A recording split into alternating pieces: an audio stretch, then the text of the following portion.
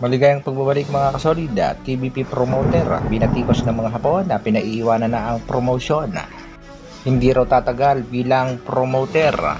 Naoya Inoue, mas magaling daw kay pambansang kamao Manny Pacquiao. Kampo ni Pacquiao merong inamin na mas magaling nga daw itong si Inoue. Yan ang ating pag-uusapan. Para sa ating unang balita, paring Bad Aratines, merong banat kay Naoya Inoue sa patuloy na pag-iwas sa tinaguriang angas ng Pinas. Inoue wala nang pupuntahan, Casimiro o retiro, nakakapanghinayang ang karera ng Hapon. At sa mga patuloy na nagsasabing nasa kangkungan na raw ang ating pangbato, heto ang sagot ni Mr. Bad. Kangkong pa rin. May-ari pa rin. Kumusta daw yung kangkong na idol natin? Kangkong pa rin. May-ari pa rin ng malaking jeep. May-ari pa rin ng hektaryan lupain. Milyonaryo pa rin. Ikaw, kumusta ka naman? Kumusta ka naman? Kumusta naman ang buhay mo? Namimigay ka ba ng bigas tuwing may bagyo?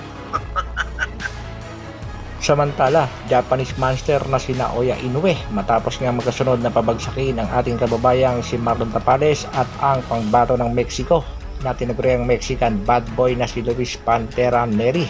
Ayon nga sa mga Hapon, ay ito nang si Naoya Inoue ang pinakamagaling na boksingero at mas hamak pa nga daw, mas magaling sa ating pambansang kamao na si Manny Pacquiao. Lalo daw niya nakita ang tibay at galing nitong si Naoya Inoue matapos pabagsakin ni Luis Pantera Neri sa unang round ng kanilang bakbakan. Pero ang Hapon, segundo lamang ay kaagad nang nakarecover. Paano naman hindi agad makakarecover ang nasabing Japanese monster? May turok yan ng pain reliever. Sobrang ang ipinagmamalaki ng mga Japanese fans at ng mga Japanese promoter. Ito ang kanilang superstar na si Naoya Inoue. At sigurado daw malalampasan ito ang mga natamo ng ating pambansang kamao na si Manny Pacquiao. Isa pa nga sa mga naging pahayag ng American promoter na si Mr. Bob Arum ng Top Rank Promotion. Ika nga nitong si Bob, Naoya Inoue is better than pambansang kamao Manny Pacquiao.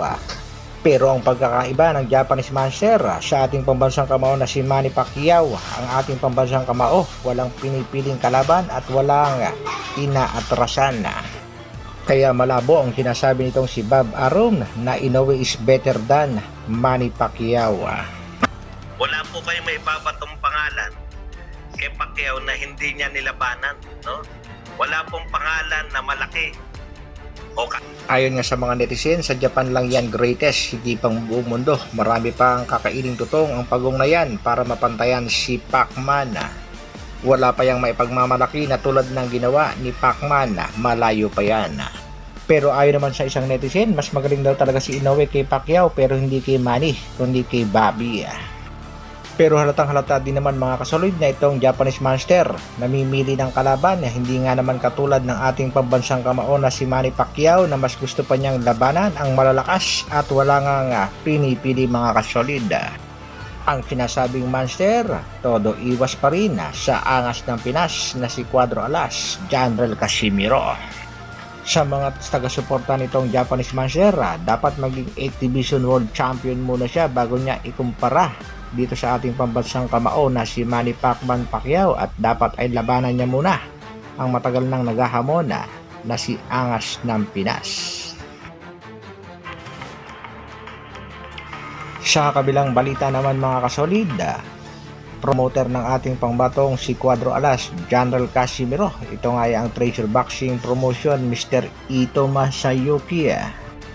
Binabati ko sa kasalukuyan ng kanyang mga kababayan. Yan nga ay patungkol sa naging laban ng ating pangbatong si Vince Paras kontra sa Japanese boxer na si Hiroto Koyoguchi, na kung saan ay panalo nga si Kabayan via unanimous decision, pero hindi nga ito matanggap ng Japanese boxer dahil ayon nga sa karamihang nanood ng event ay ito nga raw si Koyoguchi ang panalo sa bakbakan.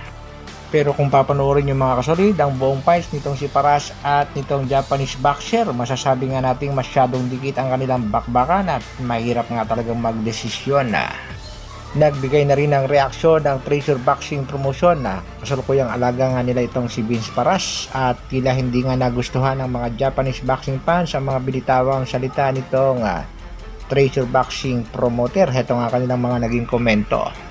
Ayon nga dito sa isang netizen na kailangan daw ay kontrolin nitong Treasure Boxing promotion promoter ang kanyang emosyon. Banat pa na isang Japanese fans, ang isang promoter na tulad nito ay hindi magtatagal.